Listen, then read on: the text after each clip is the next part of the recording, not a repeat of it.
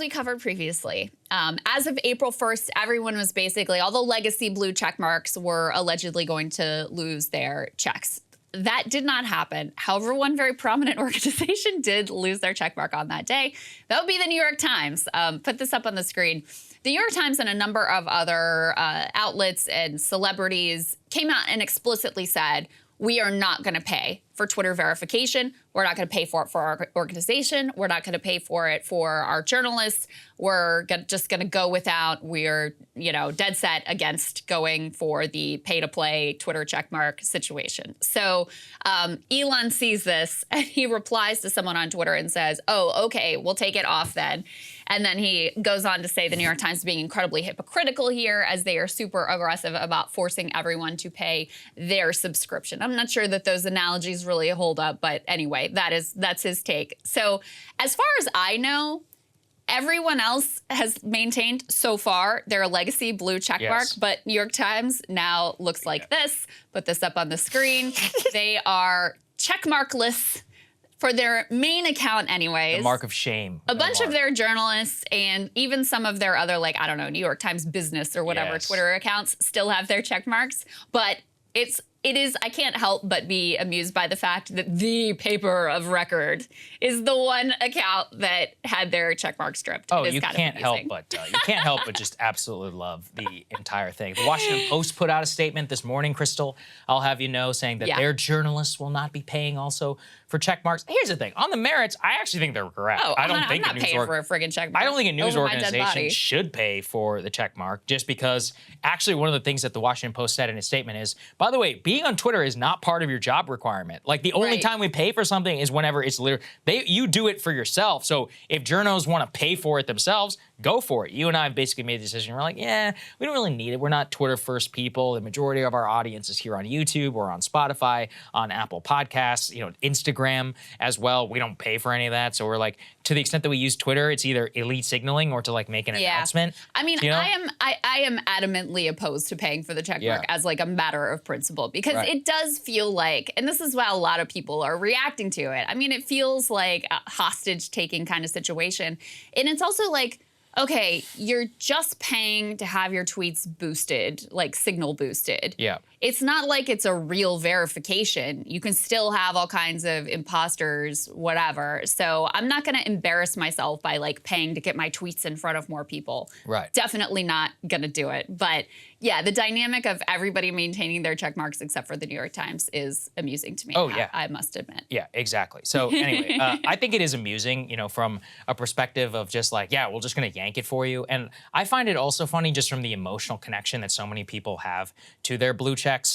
Look, take ours. I'm like, I don't care, man. If it goes away tomorrow, they said April 1st. I was ready. I was like, okay, whatever. And then it went away. It's still there. I was like, okay, again, once again, this makes no impact or whatever on my life. I do know, though, the level of connection that so many elite, specifically bloggers, people who kind of made their bones on Twitter, developed the vast majority of a lot of Substackers are like this, actually. Not like Glenn and Taibbi because they're genuinely talented, but a lot of people who built big resistance followings and all that, they all got that through Twitter. And a lot of them are opposed to Elon, so they don't want to pay either. At the same time, that's how they make all of their money. So I think many of them will cave. The only blue feature, go ahead. Did I see that he was going to make it so that you could pay for the check mark, but that nobody would know about it? Actually, well, there's no way, because if you click on the check mark, it'll say this person is subscribed to Twitter Blue. I think I saw, though, that he was going to make, who knows if this is true, whatever, but I think I saw that he was going to make it so you could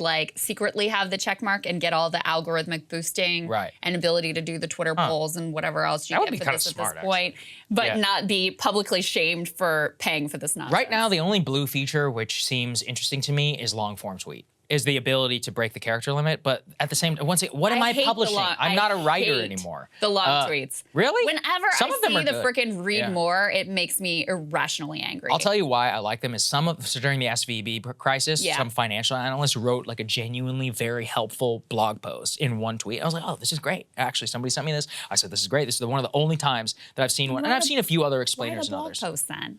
Put it on Substack or something, Yeah, well, it saves me a click, okay? That's Not a fan. That is the only one I've seen yet. That's the only blue feature currently Think that about seems Trump's intriguing to me. freaking long ass truth socials. That is not an improvement. I'm actually for improvement. brevity generally. Yeah. What's the famous quote about writing where I think it was either Voltaire or Rousseau, and he said, "Forgive the length of my letter. I did not have time to write you a short one." Because it shows you that when you write a short letter or something, you have to think about editing your words. You have to think carefully about choosing it to try and convey a big message in as few words as possible. Yeah. We kind of do that all the time in our monologues, so I somewhat get it. But yeah, there's something about the magic of Twitter, about the short and the pithy thought that you can punch up of trying to express a complex idea in, 280 characters. Yeah. At the same time, I don't think in many cases you can express a complex idea in 280 characters. To go back to the news outlets here, to the extent that Twitter becomes less important for their journalists or their journalists are less visible on Twitter,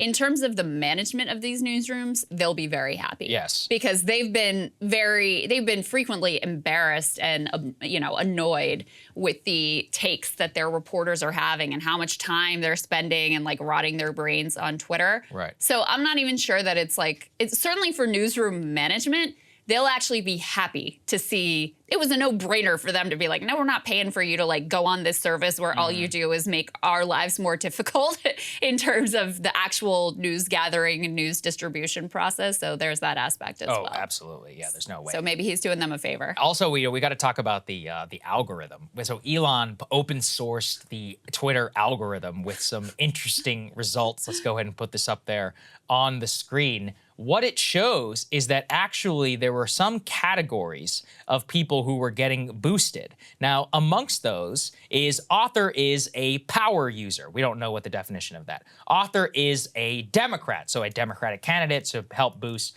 politics. Author is a Republican. Okay, so power user, Democrat, Republican, all of those seem reasonable. There's a fourth category.